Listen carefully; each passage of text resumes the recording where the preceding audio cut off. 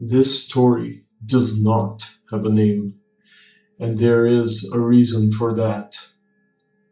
This place is buzzing as usual, but they are out there. There are so many of them. You would wish you could just close your eyes, make them all go away. I'm telling you, I am not crazy.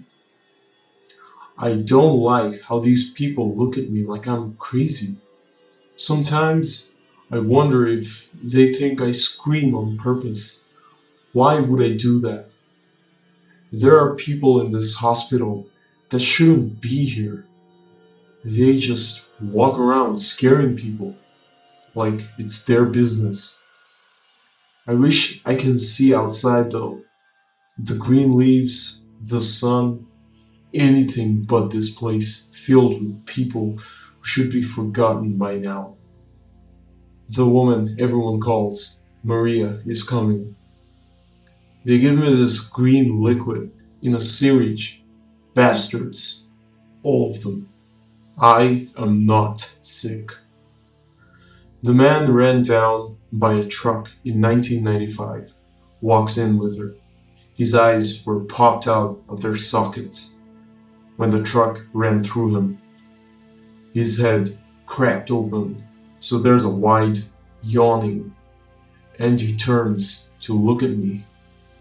That is when I scream. His name is Steve. I hate it when they tell me their names.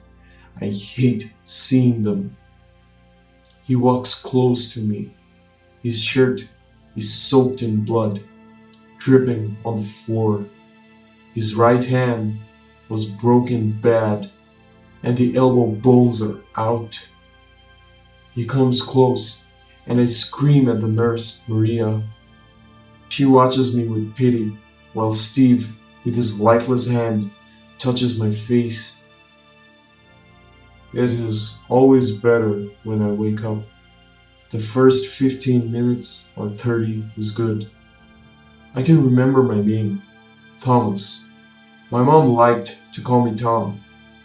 Being 10 was the best thing that ever happened to me. Last year, I got gifts and my friends came over.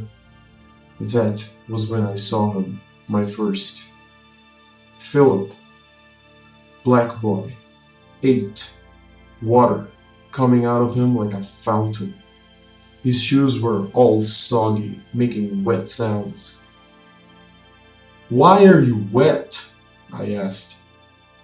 Everyone else was playing, so I just stood and talked to him. Then his mouth started leaking dirty water. I screamed for my mom because I thought the boy was sick. He looked sick. Water was gushing out of his ears and eyes too. He was crying dirty, muddy water. I was crying too when my mom came to see what was happening. The water was everywhere. The house was flooded, and I had to stand on a chair to stay away from the water that was coming out of his mouth. There were rotten leaves in it, and dirt. It stank. It was as if the boy was crying his life out, and it terrified me. He kept letting out more gushes that I expected him to choke. I was scared for him, for me. I didn't want to see him dead. "Tom, baby, what happened?" my mom asked immediately she got in the room.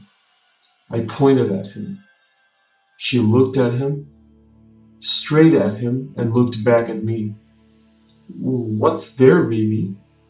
"There! That kid throwing up!" "But there's nothing there, Tom." Then I realized he was gone. I was shaking badly. I was cold, withered, and tired. Soon I was hot behind my ears. Where had the water gone? The house was dry suddenly. I was so scared I couldn't sleep that night. I had a feeling he would be back. His name was stuck in my head. and suddenly the image came to me. He had drowned somewhere, and there had been nobody there to save him. Then came Frank, who died of leukemia. He was the only one I have ever seen who smiled. His smile, more like a grimace of one who would eat a bug.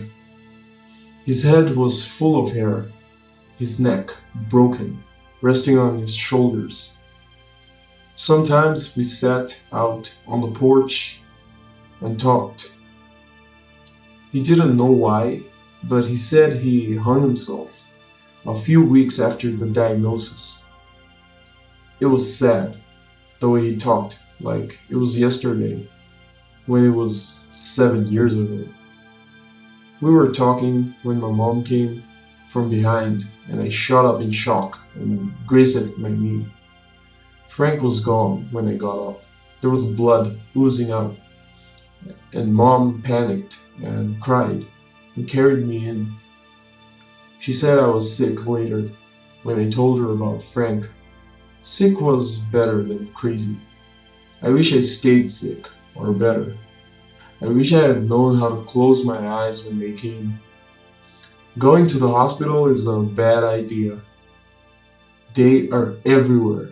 The John Leach Hospital is an old thing, so it is normal to see people who are not really people moving here and there.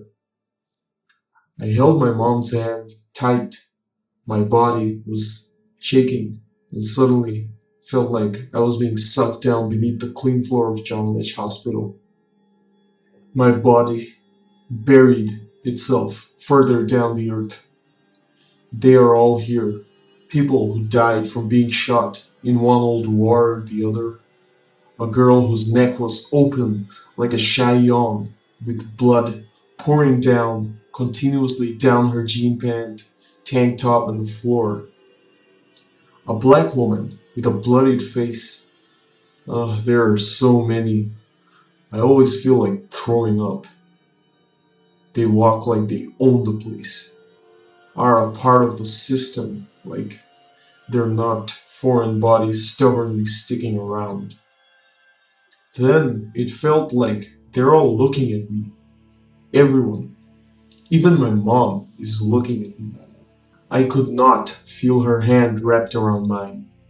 When I looked at my hands, they have blood in them. It is thick, plenty, and everywhere.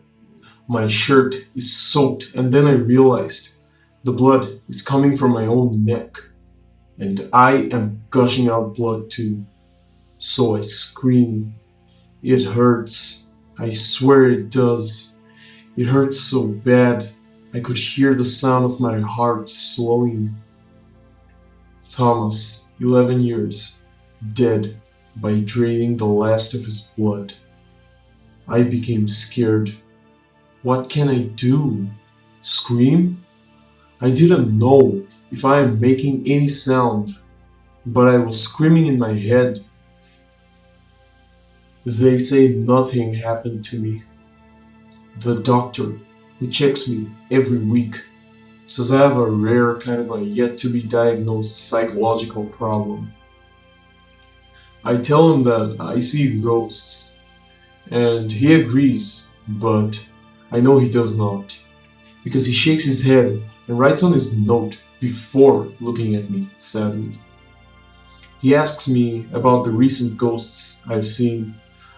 I don't stop telling him though, but I don't tell him that Sandra and Jim are standing behind him, and I don't tell him that their necks are turned the wrong angle, and Sandra has a white gap in her chest where a branch had pierced through her when Jim ran their car off the road and down into the woods the night they were going home from a college party.